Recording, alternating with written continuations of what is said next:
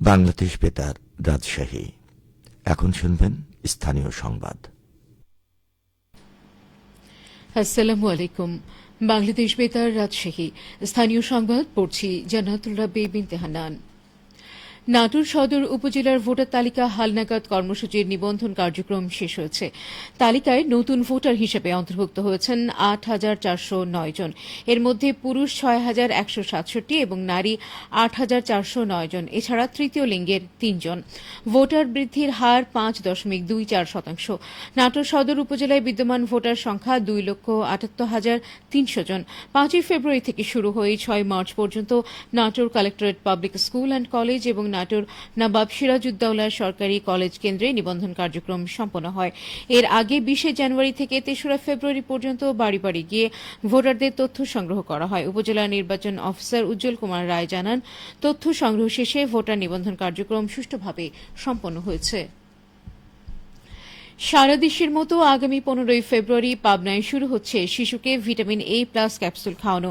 এবার পাবনায় ৬ মাস থেকে ৫৯ মাস বয়সী ৪,৪২,৭০০ শিশুকে ভিটামিন খাওয়ানোর লক্ষ্যমাত্রা ধরা হয়েছে। জাতীয় ভিটামিন A+ ক্যাম্পেইন কার্যক্রম নিয়ে আজ সকালে জেলা সিভিল সার্জন কার্যালয়ের সম্মেলন কক্ষে সাংবাদিকদের ওরিয়েন্টেশন সভায় এ তথ্য জানানো হয়। সভায় সভাপতিত্ব করেন পাবনার নবনিযুক্ত civil surgeon doctor Abul Kalam Azad. সভায় ডেপুটি সিভিল সার্জন খায়রুল কবির উপস্থিত ছিলেন। সভায় জানানো হয়, জেলায় ১,৯৩০টি টিকাদান কেন্দ্রে ৬ মাস থেকে ১১ মাস বয়সী ৫৬,৭০০ শিশু এবং ১২ থেকে ৫৯ মাস বয়সী ৩,৮৭,০০০ জন শিশু, মোট ৪,৪২,৭০০ শিশুকে ভিটামিন খাওয়ানোর লক্ষ্যমাত্রা ধরা হয়েছে।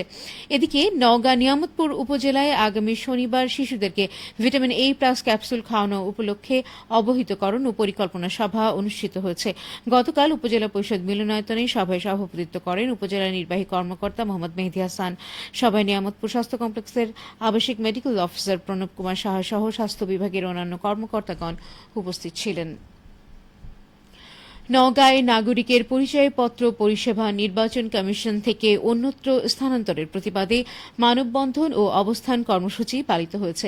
আজ বেলা ১১টা থেকে বাংলাদেশ নির্বাচন কমিশন অফিসার্স অ্যাসোসিয়েশনের ব্যানারে জেলা নির্বাচন অফিসের সামনে কর্মসূচি শুরু হয়, চলে দুপুর ১টা পর্যন্ত। এতে নেতৃত্ব দেন জেলা নির্বাচন অফিসার মোহাম্মদ আব্দুল মোতালেব। কর্মসূচিতে বক্তারা বলেন, ২০০৭-৮ সালে নাগরিকের ছবিসহ ভোটার তালিকা ও ডেটাবেস তৈরি এবং পরবর্তীতে ওই ডেটাবেজের ভিত্তিতেই জাতীয় পরিচয়পত্র প্রস্তুত হয়। নির্বাচন কমিশন, সেনাবাহিনী এবং IDEA-2 প্রকল্পের আওতায় প্রায় ৩,০০০ জনবল এর সাথে সরাসরি যুক্ত। হঠাৎ করে এনআইডি পরিষেবা স্থানান্তরের অপচেষ্টা চালানো হচ্ছে। এতে ভোটার তালিকা বিশুদ্ধতার হুমকির মুখে পড়বে এবং গণতন্ত্র বাধাগ্রস্ত হবে।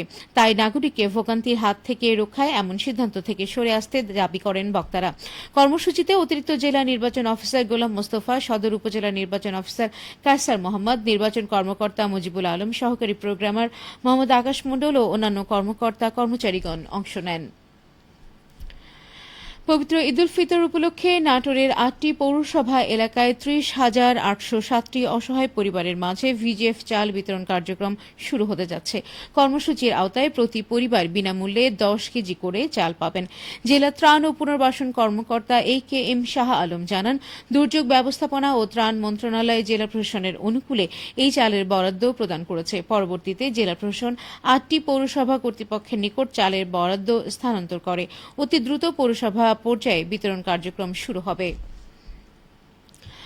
নওগাঁ মেডিকেল কলেজ বন্ধ করে দেওয়ার খবরে আন্দোলনে নেমেছে ওই কলেজের শিক্ষার্থী ও নওগাঁ জেনারেল হাসপাতালের ইন্টার্ন চিকিৎসকরা। আজ বেলা 11:30টায় কলেজের লাইব্রেরি কক্ষে শিক্ষার্থীরা সংবাদ সম্মেলনে আন্দোলন কর্মসূচি ঘোষণা করে। পরে শহরে বিক্ষোভ মিছিল ও মুক্তির মোড়ে কেন্দ্রীয় শহীদ মিনারের পাদদেশে গিয়ে প্রতিবাদ কর্মসূচি পালন করেন।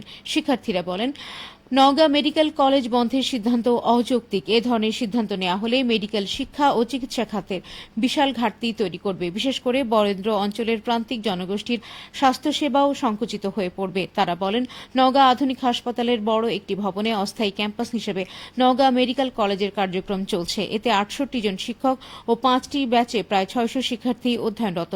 প্রথম ব্যাচের শিক্ষার্থীরা ইতোমধ্যে ইন্টার্ন চিকিৎসক হিসেবে স্থানীয় জনগোষ্ঠীকে সেবা প্রদান করছে। তাই এ ধরনের সিদ্ধান্ত থেকে সংশ্লিষ্টদের সরে আসার দাবি করা হয়। সবশেষে আবহাওয়া। আজ দুপুর 2টায় রাজশাহীতে তাপমাত্রা ছিল 35 ডিগ্রি সেলসিয়াস। এই সময় বাতাসে আপেক্ষিক আর্দ্রতার পরিমাণ ছিল 39%। রাজশাহী ও পার্শ্ববর্তী এলাকায় আজ ইফতার সন্ধ্যে 6টা 16 মিনিটে এবং আগামীকাল সাহরির শেষ সময় ভোর 4টা 55 মিনিটে। সংবাদ শেষ হলো। আমাদের পরবর্তী সংবাদ বিকেল 4টা 5 মিনিটে।